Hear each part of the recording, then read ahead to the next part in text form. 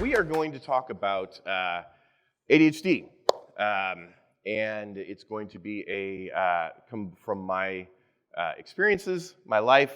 If you were hoping for any actually thing entertaining, I mean, it is my life, so probably not. But anyways, how many of you here are introverts? Wow. Okay. How many of you wish you could just tell people to go away? Okay, so here's the thing. Here, hold on. Of those that said they were introverts, 100% raised their hand and said yes. And then and there were another 20 that were like, yeah, no, I'm not an introvert. And it's like, tell people to go away. Oh yes, no, that's me. You should really talk to somebody. We can talk. Oh, you just hate people? Oh, okay, that's the Australian in you. We're good. Okay, then that's fine. We're good on that. Hating people and telling them to go away are two different things. So that does track. Wow, we're already right into getting distracted on that squirrel. We are. How long do we got? Yeah. So introverts, I don't know how you do it. I don't understand it. Because that is not me. That was interesting. That's not me at all. At all. Sure, there are moments when I'm on a plane. Don't talk to me. I don't want to be talked to when I'm on a plane, or when I'm in the bathroom. Not the time for my kids to run up and say, "Hey, Dad, can you help fix?" I'm like, I can't now. I appreciate that you think I'm, this all-powerful, I can fix anything in the house from wherever I am, but not when I'm on the John. No. Otherwise, so for me, it's I want, those are the moments to be alone. Otherwise, and now it has to reconnect, Bluetooth. Hey, otherwise, I want to be where the people are. For me, that has been a defining characteristic for me is I don't like being alone. I don't like being, I can be alone. I don't like not being around people, not doing things, being involved in stuff. That's just me. Makes all my, all the, neurons, electrons, whatever those physics things, all those things start firing. That's where this is great. I'm feeling great. So hi, my name is Jeremy Meiss. I am a DevRel and community professional. Prior to this, I was director DevRel over at Circle CI. I am not now. Hire me. So we're going to go on kind of a journey. Lewis Carroll said it best, begin at the beginning. So we're going to do that. We're going to the beginning. We're going to go all the way to the end, and then we'll stop. I was told by Vincent and Pratik that I had as long as I really wanted to talk, and since I'm the only one holding you back from the prizes you all get at the end of this, not all of you, there's some of you that will be disappointed, but some. And then some of you will leave before, and then you're going to get disappointed because your coworkers are going to go, haha, you could have won that. Anyways, I am really the only person standing in that way. So we're all in this together to the end. And I think Danny Donovan, if you have not seen anything that she has done, she's done a lot of really great work around ADHD, written some comic books, and also done some kind of guides on how to help as you're learning how to navigate that. Check out her website at adhdd.com. But this is kind of what you're going to go through. The next hour and a half, 2 hours, is going to be a little bit of this. We're going to hopefully, I probably will apologize at the end of the story. That's when you know that we're done, is when I start apologizing. Actually, it might happen a few times. So, but yes, anyways, this is an ADHD talk, so, we're just already right in that. I also need to make this disclaimer. I am not a doctor. I did not sleep at a Holiday Inn Express, so I cannot choose to be anything other than who I am. And so this is going to be my own experiences. Your mileage may vary. Some of this may resonate, but I'm here just to share what I've learned and what I am struggling, continue to do, and yes, all of that. So Let's start with COVID. It's not the beginning, but we're going to go with COVID. It definitely sucked. I'd seen all the movies. I thought we were certainly going to have a zombie apocalypse. I did, in fact, stock up on the shotgun ammo and was even researching buying a crossbow. I didn't, luckily, or unluckily, because that would have been fun. But yeah, like we didn't get any zombies, but COVID sucked in so many ways. That first year, especially for somebody like me, that like an extrovert and lives in the moment of how can I interact and build relationships with people, to be stuck at home and really couldn't go anywhere. And if you did, you're supposed to keep 6 feet. I'm a hugger, if you don't already know. And now you do. So if you run, I'll take that as a don't hug me if you just run away. Wow, the squirrels are just running right now. But yeah, like that was the thing. So it really sucked. The only real contact that you could have was with people that you requested to come to your house to bring you food, or to bring you the groceries, toilet paper, if you could find it, or if you bartered for it in some weird ways. Until the apps created like that no contact mode, which I'm assuming was some introvert that said we need to create this because I'm tired of talking to people. This was how we dealt with people. That definitely was not me. Like I said, I thrive on those moments of interaction and like that dopamine of being with people. So a little bit about me. That is not me, obviously. I am a child of the 80s. Actually, of the mid-70s. I was born in the mid-70s. That means I grew up knowing about, and using all of these things. If you don't know what any of these are, I would be glad to tell you about how terrible they are now, but how back then it was glorious. Some of you are weeping in joy because you also remember those great moments.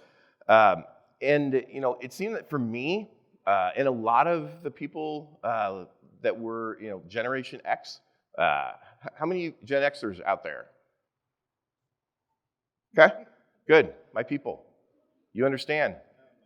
What everybody says about Gen X, like you see all those stupid TikToks of, what's wrong with Gen X? And then the Gen X person pops up is like, oh, we were feral. We were running around. No, those are absolutely true. If you did not know, we were so feral and running around all over, doing whatever the hell we wanted to, that they literally had to have a commercial that would come on at the evening news that said, it's 10 o'clock, do you know where your kids are? That's real. That is not some joke somebody made up on TikTok. That happened. That's our generation. Don't mess with us. We've seen it all. We've been through it all. You can also thank us for all the technology you have today is because we did it.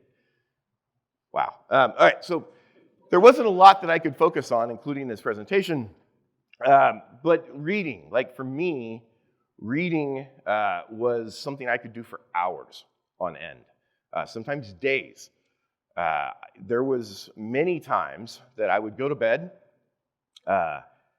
and turn out the light, and then turn on a flashlight and start reading a book, or turn on like a little small desk lamp that I had gotten from my grandfather that he probably had got at a garage sale that had one of those lamps that burned like at 180 degrees, a little thing that was definitely a death trap because it sat so close to my pillow.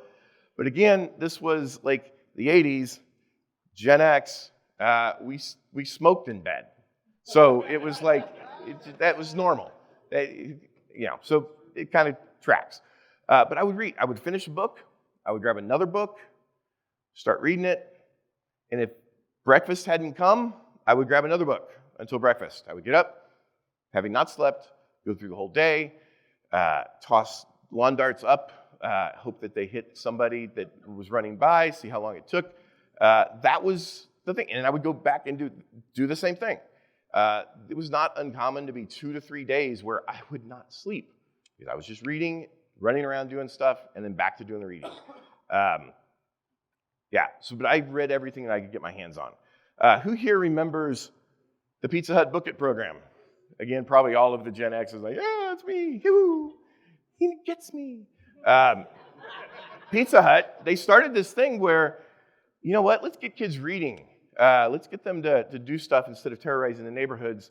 Let's get them to actually read. And so they came up with this idea that if you read X number of books, wrote them down, and got it signed off by your parent or some guy walking down the street that you didn't hit with a lawn dart, then you could get a personal pan pizza. It was amazing. I ate so much pizza over that period of time. And I'm not saying that Pizza Hut ignited a lot of the desire to read, but I'm also not saying it either. Because Pizza Hut back then was, I'd say probably better than it is today. It's not Little Caesars though. So some of my earliest memories though was going to the library and checking out books in a laundry basket.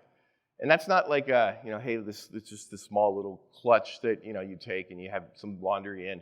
No, it's like the old plastic laundry baskets that are this and this, full of books, going over the top, full of books. I've never seen librarians literally fight with themselves, each other, to be able to check us out. Here's some kid that wants to read so badly that he's bringing in his laundry baskets. And we did that every 2 weeks. Read through all the books, go back.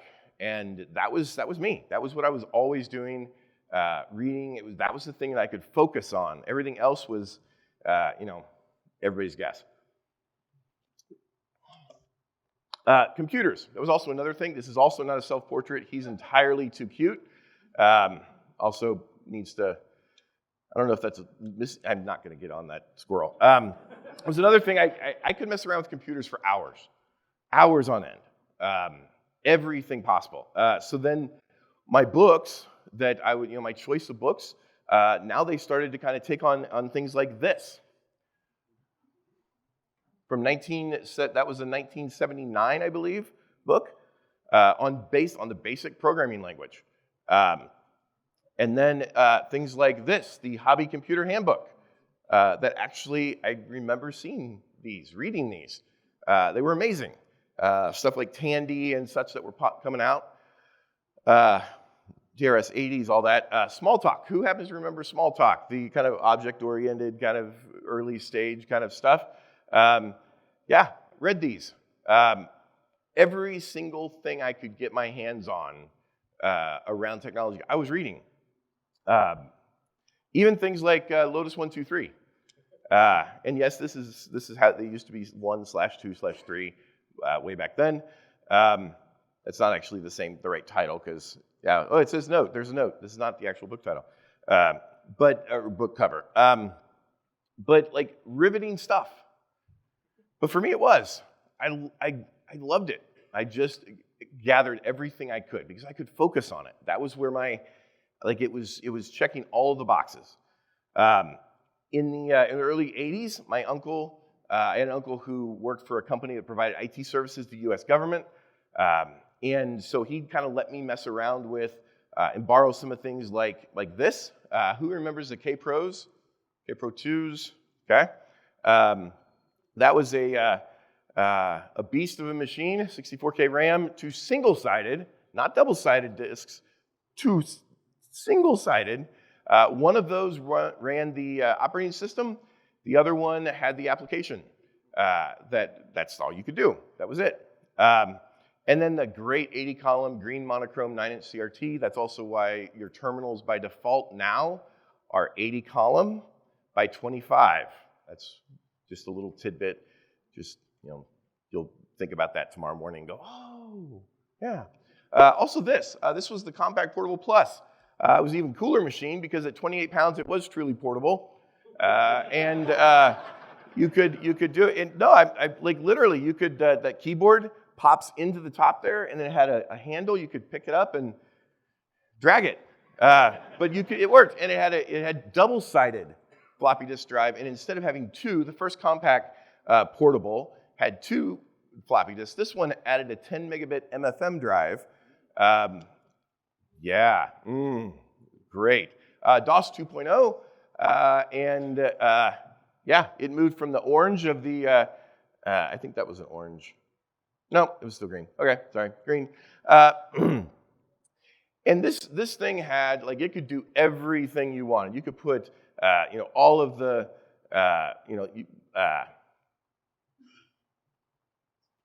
encyclopedias. Yes, thank you. Appreciate it. Yeah, appreciate it. Excuse me. So I was privileged around that same time to get a computer from that same uncle that previously had been thrown out by the government in the 80s. Now, each year, they had to replace things or lose the budget, so they would literally throw out all of the computers. And when I say throw out, I do mean throw them out in dumpsters and go buy new ones. And so he, being the enterprising young man he was, he went and grabbed them, which also probably coincides around the 80s when things really started to go up, when they had to keep replacing them.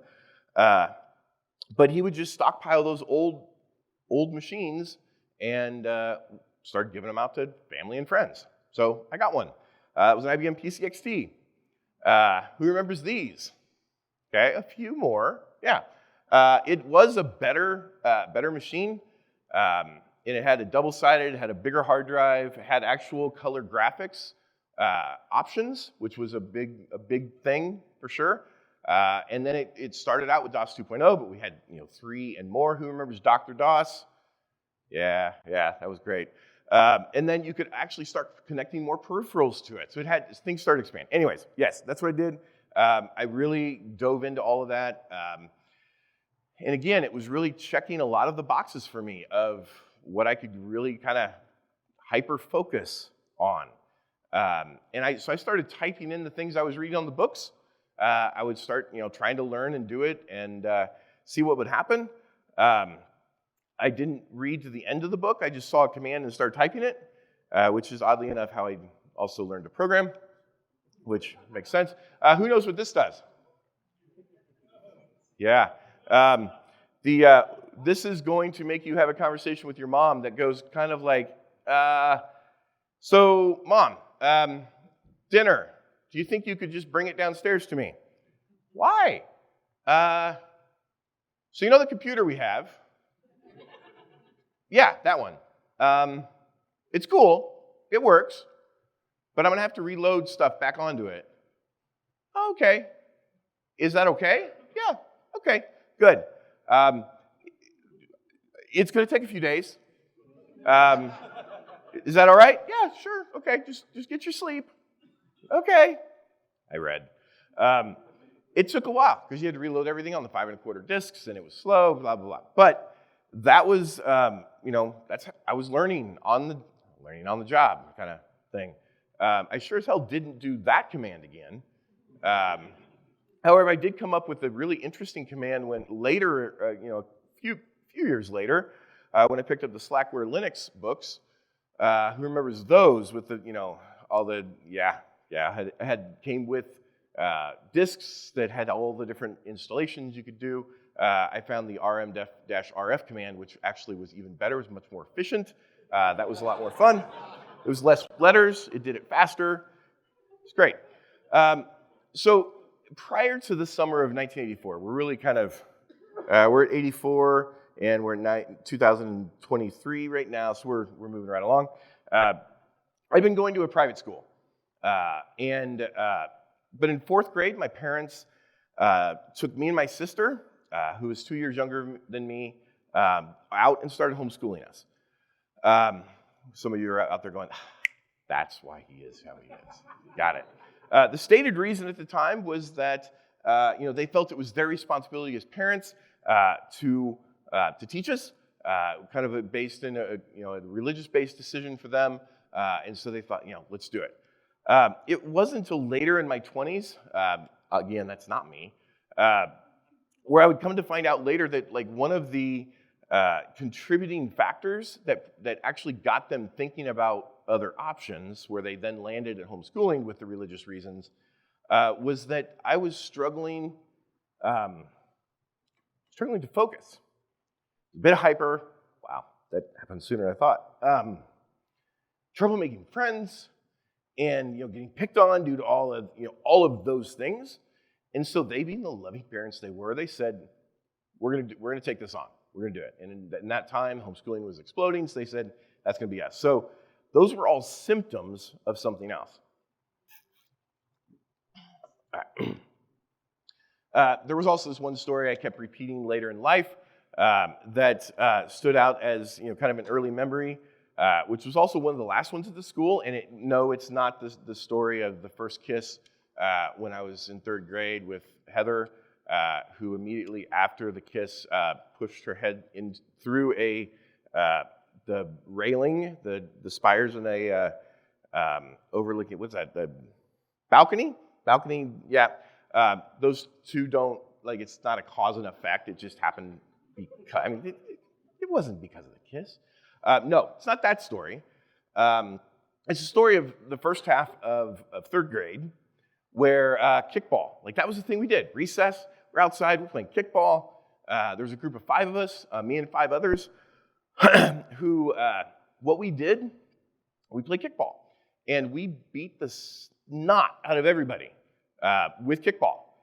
We won against the younger kids, which when you're, because you have to throw them out, it's kind of basically dodgeball and kickball together. That was fun. Also, the older kids, we would beat them. We were rocking every recess. That was the thing. And then after winter break, suddenly coming back, and things had changed. I didn't know. This is third grade. This stuff happens all the time. Suddenly, I was told I wasn't on their team.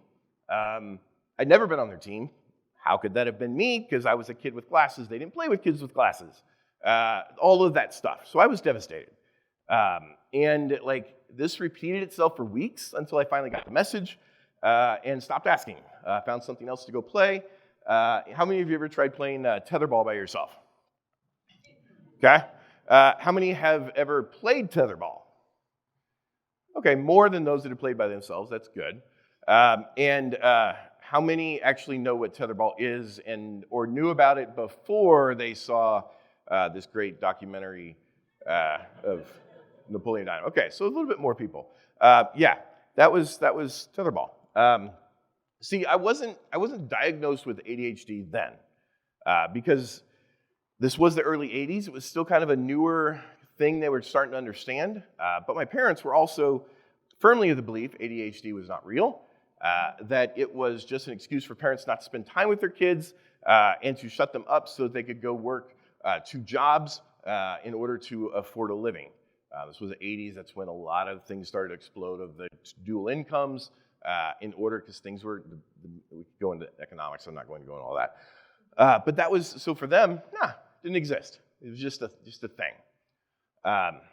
So they started homeschooling us, which dovetailed very nicely with my obsession with tech and computers and reading, and how that I could excel in that kind of structure. Again, these were symptoms that were getting mitigated or attempted mitigation without actually addressing what was going on. All right, so back to COVID. Kind of hop around here. So after a year in lockdowns, a few of my buddies and I decided that we need to get away. And so we were going to drive to Colorado, kind of camp for 3 or 4 nights. And this would have been early May 2021. So before that, though, my mental state had been getting progressively worse after COVID. So for me, ADHD, I'd learned to without recognizing that I had ADHD, I'd learned to address the symptoms I had and work with them, and had coping mechanisms. And for me, in the job that I do, I travel a lot. I work with a lot of different people. I'm doing a lot of different projects. Context switching just checked the boxes. I could do this for a little bit. I could do this for a little bit, break things up, and it worked. All of a sudden, that's gone. My brain went, My mental state just tanked. I know some of you have only known me for the last year or so. You're getting a completely different side of me after kind of medication and after starting to understand what was going on. Some of you are blessed to have known me in the pre-stages.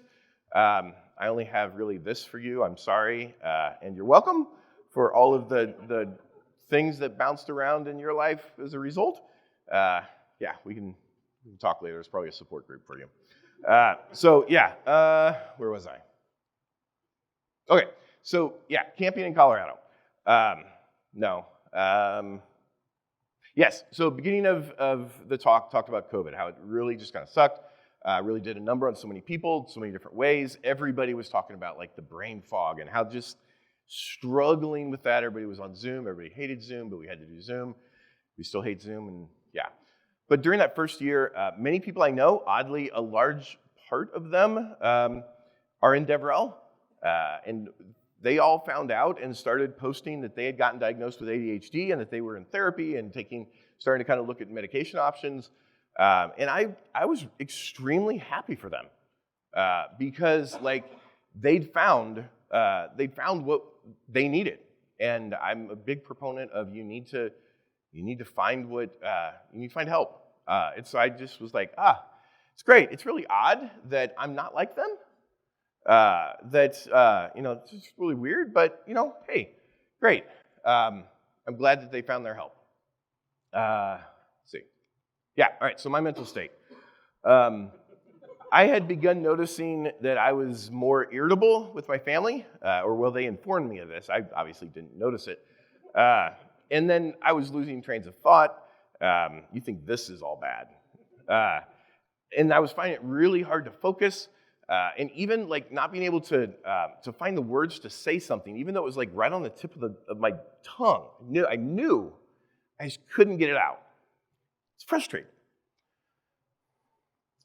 So finally, I got concerned after recognizing a few of these things were starting to happen.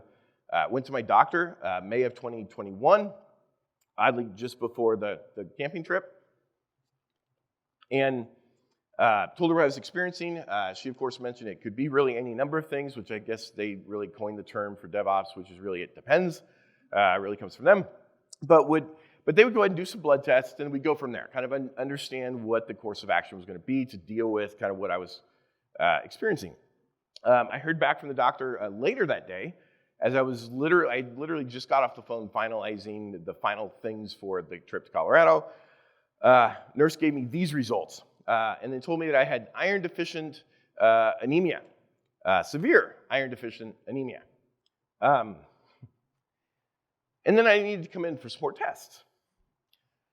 I don't know, go back to that, I'm not a doctor, but I do know, these results were not good for things like, red blood cells. They carry the hemoglobin, which carries the oxygen, which then dictates how much oxygen your body tissue gets, which is then how you function. The white blood cells help your immune system fight infection, all of which are only slightly important during a pandemic, just a little bit, especially when oxygen was the big thing you needed. Those are all well below the reference range. So the conversation with the doctor, told the nurse, I was like, all right, that's good to know, after getting these results. So I'm leaving for a camping trip in the mountains of Colorado. I'm gonna be gone, so I can't make in a couple days for the new test that you wanted me to come back in and get. Can we wait a week? And her response almost verbatim was, no. You're not going to Colorado, and if you do, you're going to end up in the hospital in a serious state. Not going to be good. No, you can't go to Colorado. So, that's not pictures of me going to Colorado after that. Come on. Let me tell you about me in the mountains. See, I grew up in the flatlands of Kansas. Still live there. Great place. Hidden gem, stay away. My only experience with mountains was when I would come east. We always had family in the east. So the Appalachians, the snowy mountains, the Smoky Mountains. Sorry, the snowy mountains. That would be the ones west, and you'll hear about them later. But I never really saw the real ones in person. Just saw pictures, but it was kind of out of sight, out of mind. And I never really traveled further west than western Kansas, which is not to Colorado yet, for those of you that don't understand geography of the U.S.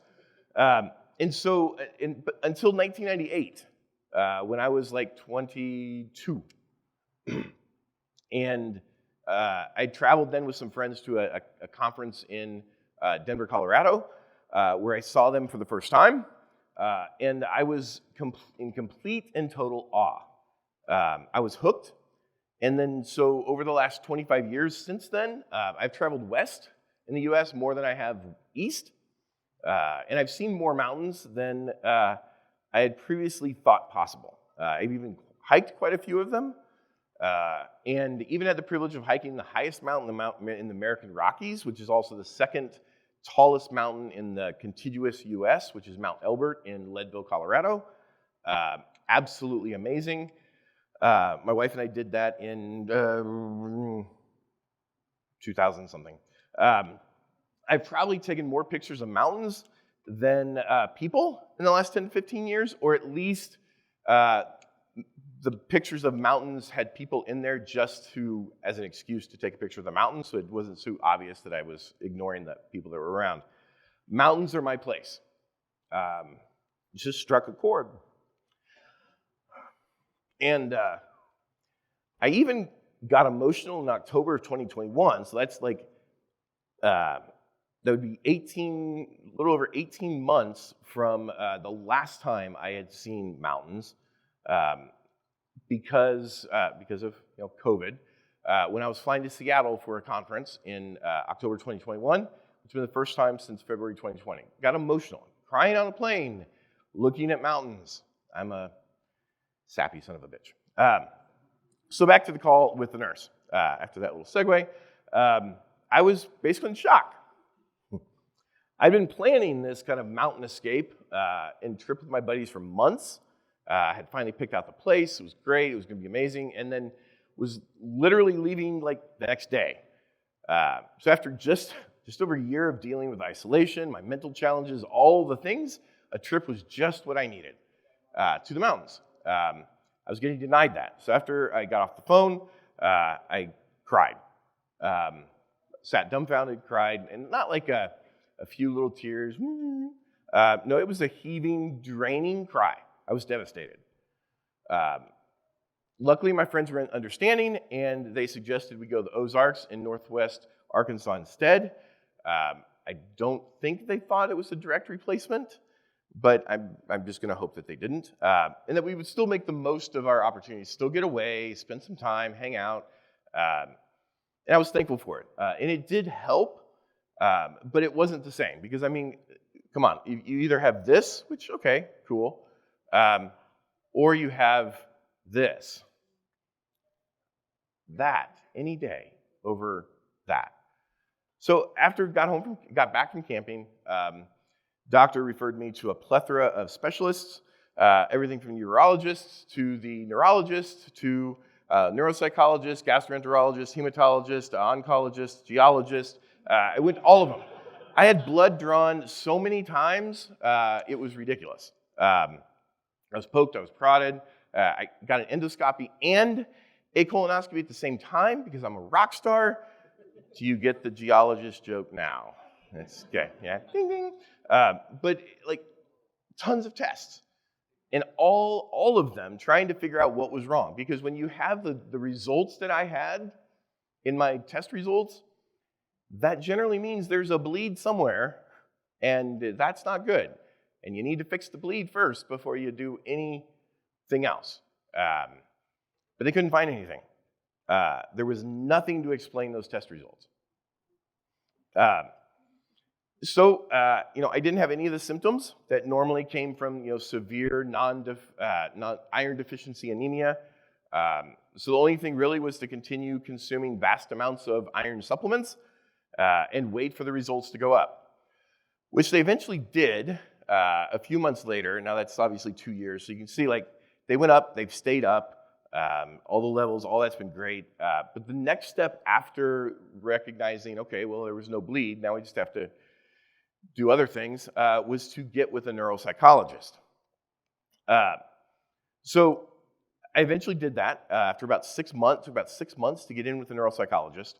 I took the test. After about a month, came back and was informed that, yes, I did indeed have ADHD, and I likely was undiagnosed as a child, which to me,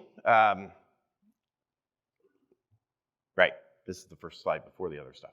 All right, so we're going to pause and talk a little bit about what ADHD is here for those that don't quite know. We're going to just kind of level set, make sure we're all on the same page.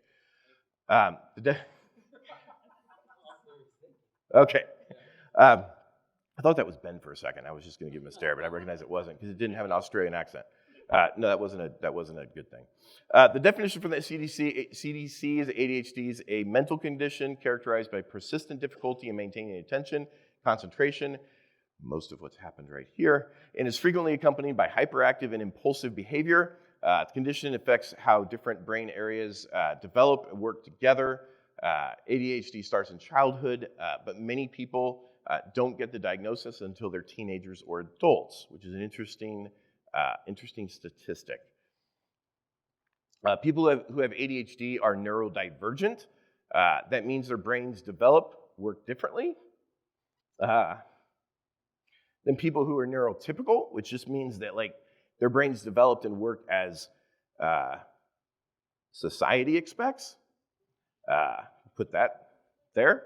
The symptoms of ADHD, which ADHD stands for Attention Deficit Hyperactivity Disorder, if you didn't already know that too, revolves around an issue called executive dysfunction. Now, executive functions, they help you manage focus and concentration and emotional regulation and conference talks and impulse control and self-motivation. That's what you have from executive functions. Those are those things. When you are neurodivergent, you struggle with kind of the opposite of that, or you have the opposite of that, the dysfunction of trying to manage those things. There are 3 subtypes of ADHD. They are, it's inattentive, hyperactive or impulsive, and a mixed combination of both of those. Now, cis women aren't as likely to have hyperactive, impulsive symptoms, which means they're less likely to have the hyperactive, impulsive, or mixed subtypes. They're also more likely to receive this diagnosis as adults, not as children. We'll come back to that. With more common symptoms, more visible in men and boys, they get diagnosed more often. Those behaviors are often more socially acceptable for them because society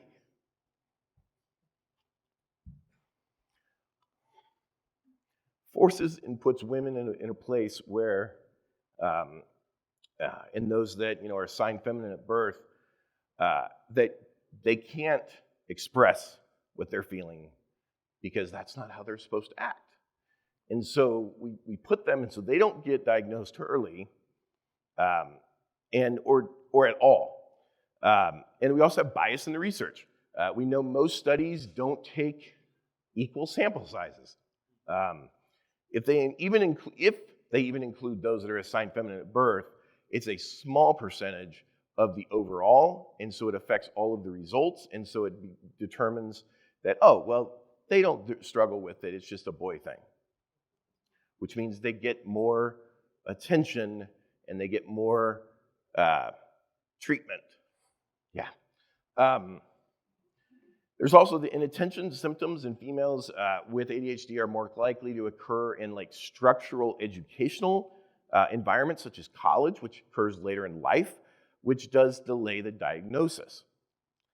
They're also less likely to outgrow ADHD. About 60% of cis women have ADHD that continues into adulthood, compared with about 30% of men. I'll say that again. 60% of cis women have ADHD that continues into adulthood, and men only about 30%. People who outgrow it usually still have some of those symptoms, but they've eventually kind of aren't as severe enough to where it meets a certain criteria for diagnosis. Also, cis females and males, they have different comorbidity patterns around that. So what comorbidity means is that when another condition occurs alongside of another, and so you can have a lot of misdiagnosis that happens. We see that a lot with like cis males, because they have a lot of these external things that get seen: substance abuse, substance misuse, conduct disorders, antisocial personality is kind of some of the ways that things get misdiagnosed. With cis females, they internalize. And so there's a lot more anxiety, a lot more depression, somatic symptom, eating disorders because of the way we force them that they can't express themselves, that they have to, it's a societal thing. And so they get this comorbidity happens, which means misdiagnosis happens a whole lot more. So they're also, cis women with ADHD often are distracted from their own self-care because of this misdiagnosis.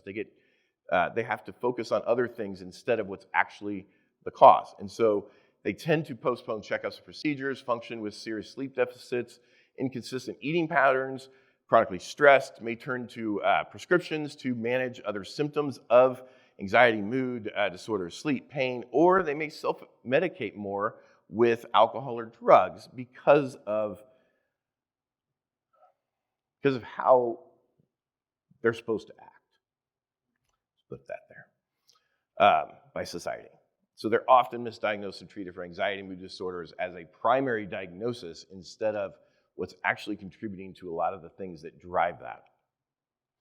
So my diagnosis itself was not really a surprise when I look back. But it also was, like I mentioned before, like my parents, ADHD was a myth, just an attempt by big pharma to make lots of money, get people all addicted to all sorts of different drugs, which also was the same excuse, faulty reasoning that they would surface many times over the years whenever their favorite Facebook doctor, nurse, scientist would try and sell something and as some cure to whatever was out there was on the loose.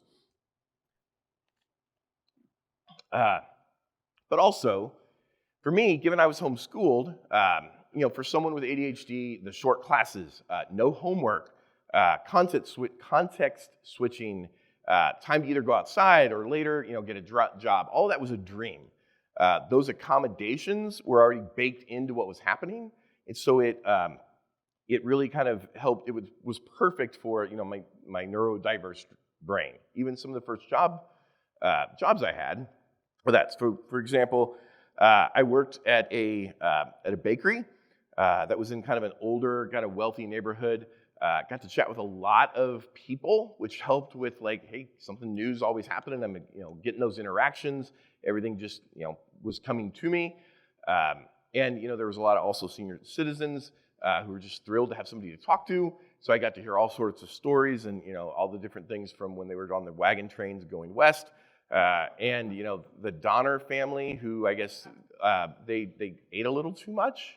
I guess they needed more bakery goods. I don't know, but it was just really interesting. Where was I? ADHD diagnosis. Yes, it made sense looking back at my life. I could check pretty much all of these. I was elated to get this diagnosis. And I also received a lot of this type of response from people that were also, wow, really? That was about as, they're all back there doing this, yeah, assholes. The doctor suggested that, I would benefit from, some medication, get with my primary doctor, figure out what worked best, see what was the right path. And so I did, and the results were almost immediate. It was kind of the wow, this is how I'm supposed to feel. This is what a functional brain feels like. like I can do something and then go do something else and then remember to come back to what I just did. Is this what normies feel like? Like, what? It's amazing. But it just was, that itself was not enough. As I adjusted, I also had to, that was not medication itself, it's not a cure. It helps put you in a position to be able to work on the other things. And so as I adjusted to all of that, along with work and life and all that, I kind of had to start over and understand how I was functioning. How was I making these different decisions? Yes, I could find myself shift back and forth between all these different tasks as needed. But also I had to struggle with the fact that also heightened my propensity to overwork, because I could get a whole lot more done because I was a whole lot more focused. And so I did more, and then I was working more, and I wasn't spending as much time with family. All of those things. So I had to figure out those boundaries. I had to understand how to work with what I was working with. I had to kind of embrace it. I started to understand and kind of learn to accept that some of my shortcomings weren't all my fault, and was that the diagnosis was an explanation, but it wasn't an excuse. I had to understand how my own mind was working. Generally, people with ADHD often excel when they kind of take a bird's eye view at something and kind of analyze potential what ifs and all these different hypotheticals, but also have to kind of be careful because that sometimes can get to a detriment when you start going after tangents, which I've luckily tried to avoid for the most part here. But with all the different data that's coming in, it's really hard to focus on one thing in particular. So it does kind of enable you to look at different problem-solving ways, be a little bit more creative, and kind of look at the divergent ways of thinking at things. And then also help me understand the job that I do, or if somebody hires me, will do again. Stepping into inherent context switching was really it's what tech itself often requires, because there's always something new. I also started going to therapy. And it was an important thing for me to start to process, understand how my way of thinking and working, and also my lack of thinking and working, and coping with things since 2020 was really affecting me and those around me, and my relationships with my family and my wife and kids and friends and all that. And also understanding deep down how the experience of being excluded had influenced my life and my decisions and how I would respond to situations, and how that there was no explanation how all of that happened, because I was third grade. I didn't know how to process any of that, and of course parents didn't tell me what was all going on, and so it helped me to kind of understand how I approach many different situations, and why communities and relationships I approached with kind of this thought.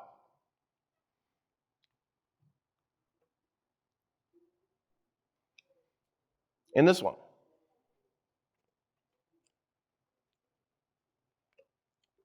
Therapy itself has been a really good resource for me, helping me dig into all of this and identify what works for me to get things done, interact, and how to communicate better with those around me.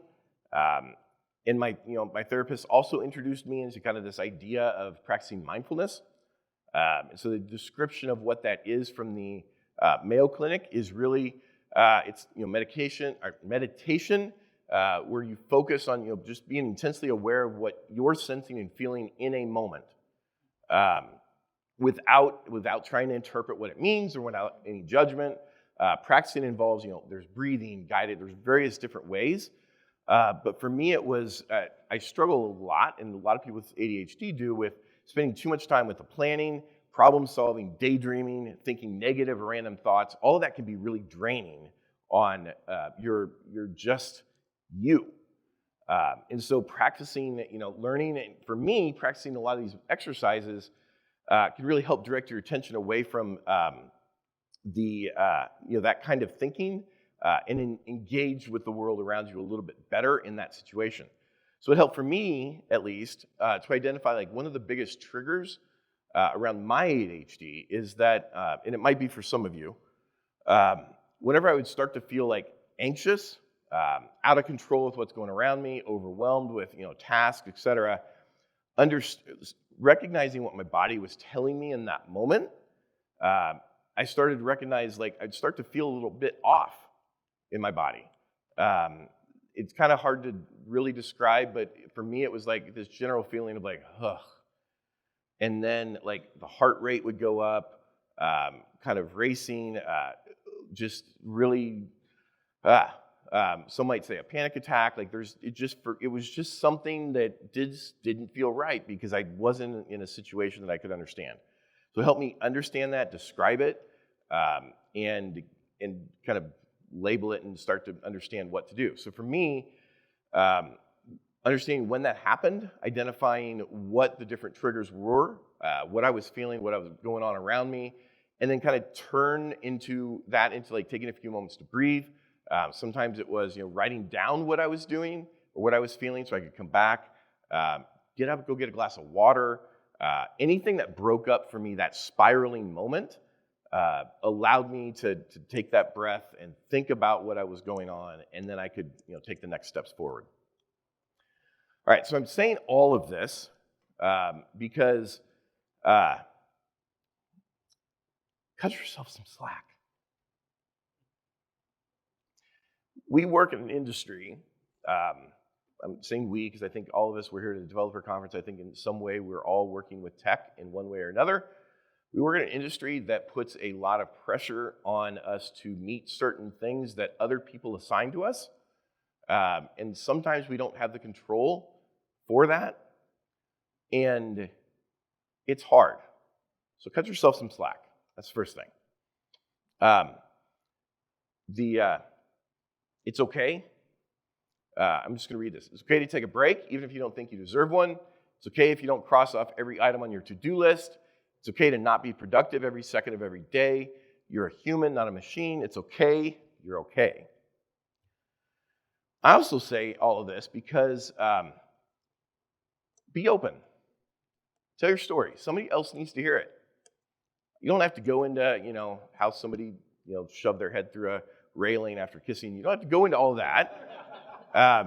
In retrospect, that was probably a mistake on my part. But be open. Tell your story. It can be healing. There's also a lot of ADHD. It doesn't have to hold you back. There's a lot of things out there that ADHD can actually be helpful. There's a lot of good pieces around this. Stack Overflow actually did back earlier this year, had an article around kind of this very thing around developers tend to have ADHD, tends a high percentage in that field have ADHD, and it can be something you can work with. And then also Stack Overflow, Ciora Ford, one of the speakers this week or the last 2 days, even did a podcast with somebody, a good friend of mine, Wesley Faulkner, around this. These links to these things are going to be on the slides. I'll post them so that way you'll be able to get these as well and listen to it. It was really good. Talk to someone. Get help. Even if that's just another friend, get to a therapist, talk to your doctor, talk to someone, get help. Do it. And there are resources available. So there's a lot of stuff I put here that's just the tip of the iceberg. There's a really interesting Reddit on ADHD programmers, a lot of really interesting people telling their stories. There's Professional Society of ADHD-related disorders, the Attention Deficit Disorder Association has a workplace accommodations guide. There are laws in place that give you the resources to get accommodations for the way you work in place. Use them. Use them. So Workplace Accommodations Guide is there. Children and adults with ADHD, there's a resource that's called CHAT. It's actually called think it's called CHAD, is what that is. Yeah, there's a lot of really ADHD resources from the government benefits site. There's a lot. That's a really good one to go and look into see what things the government actually provides for you to deal with ADHD and other things. It's not just ADHD, but other things, so check that out. There's a bunch of stuff in here. I also, a few weeks, and I'm going to go through these pretty quickly. I know we've gone a little bit past. We're not quite there yet. Good, we got plenty more time. I asked a few weeks ago for people to kind of share some of the thoughts that they have, some learnings that they have that could be of resource. So we had Floor brought up that adult diagnosed ADHD means you have coping mechanisms. So build on them. The things that you've done prior to your diagnosis, build on them, because that's what you've already have the repetitive function that's happening. And so, she also uses lists, knitting. There's something about doing something with your hands that really kind of helps with focus. Kayla mentions therapy, biggest help for her, and also being fluid with where, she's currently at. She uses a superhuman email app, I think, with work. Tim Banks talks about Pomodoro timers, which if you're not familiar, Pomodoro is the kind of method, late 80s that kind of came around. You actually take a kitchen timer. Now there is tech, have a website and all that, but kitchen timer, set it 25 minutes, and when it dings, you take a break, go do something else, and come back to it. So that's one way he uses it. Both Scott and Hanalei here, they reference lists before. Follow your nose. Do the task that's directly in front of you. Do that one, and then if there's another one. Now, if a squirrel runs through, that means there's another task and there's another task. So use your discretion there. Sean brings up good old pen and paper for him are essential, and using the do not disturb on his phone minimizes those distractions. I minimized the distractions that were popping to my phone, to my watch, and that made a huge difference. So little things like that. Use sticky notes. Rich talked about having a coach to help motivate, keep him accountable, analyze different perspectives. Also, kind of that shiny thing. We're just going to follow whatever's new. Use that to an advantage of learning new things. Was how he does it. Hanalei had some more with embracing temporary habits. Don't kind of stress on if you miss a day. Okay, that's fine. Start again. Continue on. Don't get hung up on that. Prep for the next day, but it's okay to not do everything. Cass talks about using a planner and decorates it so that it's a little bit more personal. That means there's that back to that kind of doing things with hands. Brings in some ownership, makes it fun, and then she blocks out that time to focus. Make sure to focus what's on her to-do list. Block that out. Use your calendar. Use a focus time. Do it.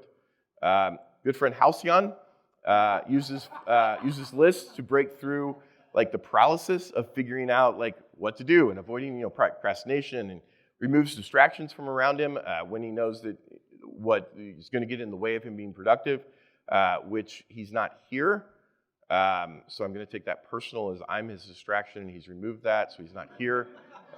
So if you happen to go ahead and follow him and ask him why he didn't come, why he had to do me like that. John makes a really good point here. Actually, don't do that because I know why and it's a good thing he's moving into a new house. But anyways, John makes a very good point here that just taking pills is not going to help you. It's important that you also build skills with it.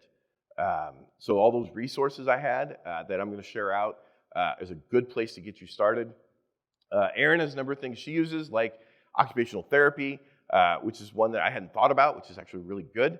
To help with routines and ways of working, medication, paper, planners, embracing the sweet sound of the alarm, kind of back to that kind of Pomodoro kind of thing, and utilize the calendar for everything. Put it all in the calendar. It's a lot easier to not forget it unless you turn off notifications and then you forget it. Hussein brings up that it's okay to embrace kind of those spirits of, when you get super hyper-focused, those sprints, do what you can in that moment. And then, move on. Don't get fixated. Move on, do in that moment. Don't view as whatever you did in that small period of time as a waste. Make the most of what you have. All right, so quick review. Cut yourself some slack. Be open, tell your story. ADHD does not have to hold you back.